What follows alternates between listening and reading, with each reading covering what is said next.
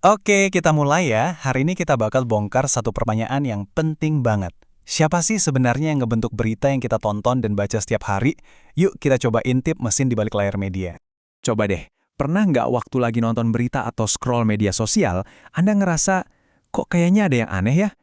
Nah, perasaan itu bukan sekedar paranoia loh. Itu justru titik awal buat kita sadar kalau media itu nggak pernah netral 100%. Ini dia peta perjalanan kita hari ini. Kita mulai dari gambaran besarnya dulu, terus kita dalemin teori utamanya. Kita bedah cara kerjanya satu-satu, dan yang paling penting, kita lihat gimana semua ini terjadi di sekitar kita, di Indonesia. Oke, pertama-tama, kita perlu ubah cara pandang kita soal media. Jangan bayangin media itu kayak jendela jernih yang nunjukin dunia apa adanya. Anggap aja media itu sebuah arena. Ya, sebuah medan pertempuran tempat berbagai kekuatan saling tarik-menarik buat dapetin pengaruh. Di satu sudut, ada negara yang punya aturan dan kekuasaan. Di sudut lain, ada pasar yang mikirnya soal untung dan kepentingan korporasi. Nah, di tengah-tengahnya, ada media yang idealnya jadi suara kita, suara rakyat. Tapi kenyataannya, media itu kejepit di antara dua raksasa ini. Tapi pertarungan ini tuh nggak pernah seimbang. Seiring berjalannya waktu, ada satu kekuatan yang jadi lebih dominan. Dan pergeseran inilah yang jadi kunci buat ngerti lanskap media kita sekarang. Di Indonesia, pergeseran ini kelihatan jelas banget. Waktu zaman Orde Baru, negara itu pegang kendali penuh. Media itu ya corong pemerintah, titik. Tapi setelah reformasi 1998, kendali itu lepas. Dan kekosongan ini langsung diisi sama logika pasar. Media pun berubah jadi industri yang dikendalikan oleh para konglomerat. Nah, untuk ngebongkar gimana cara kerja kontrol pasar ini secara sistematis, kita bakal pakai satu alat bedah yang canggih banget, namanya model propaganda dari Edward Herman dan Noam Chomsky. Di negara demokrasi kan nggak mungkin ngontrol orang pakai todongan senjata. Caranya jauh lebih halus. Media secara pelan-pelan ngebentuk cara kita mikir, sampai-sampai kita bisa setuju sama agenda para elit, dan kita ngerasa itu tuh emang keinginan kita sendiri.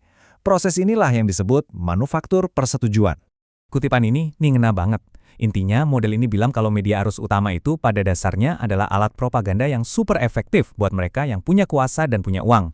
Jadi, gimana sih proses manufaktur persetujuan ini berjalan? Menurut Herman dan Chomsky, prosesnya lewat 5 filter. Coba deh bayangin ada mesin penyaring raksasa. Semua realitas di dunia ini masuk ke mesin itu, disortir, yang nggak diinginkan dibuang, dan yang keluar cuma produk akhir yang udah bersih buat kita konsumsi.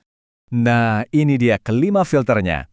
Kepemilikan, periklanan, sumber berita, flag atau serangan balik, dan yang terakhir, ideologi musuh bersama. Oke, kita bedah satu-satu ya. Filter pertama ini yang paling mendasar. Coba pikirin deh, buat bikin stasiun TV atau koran skala nasional itu kan butuh modal yang luar biasa gede. Akibatnya, media jadi cuma dimiliki segelintir konglomerat super kaya. Nah, logis kan? Kalau berita yang mereka sajikan nggak akan pernah gigit tangan yang ngasih makan, alias nggak bakal ngerugiin bisnis raksasa si perusahaan induk. Di sini nih logikanya suka kebalik. Media itu bukan jualan berita ke kita. Mereka itu jualan kita, para penonton, ke pengiklan. Artinya apa? Artinya, konten yang berisiko bikin pengiklan tersinggung, misalnya jurnalisme investigasi soal kerusakan lingkungan gara-gara korporasi, cenderung bakal dihindari. Ujung-ujungnya, yang diprioritaskan ya konten hiburan yang aman-aman aja. Buat ngisi siaran 24 jam, media kan butuh pasokan berita yang non-stop dan murah. Mereka nyarinya di mana? Ya tentu aja di tempat yang paling gampang, istana negara, markas polisi, atau kantor perusahaan besar.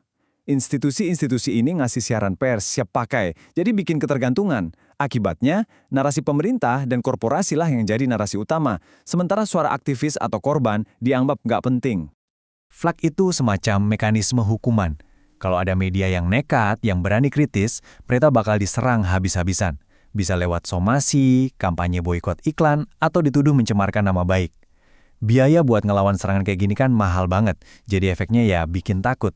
Ujung-ujungnya, banyak jurnalis yang milih buat sensor diri sendiri alias main aman. Mana, filter terakhir ini mainnya di level ideologi. Caranya adalah dengan menciptakan musuh bersama. Dulu mungkin komunisme, sekarang bisa jadi terorisme atau isu lainnya.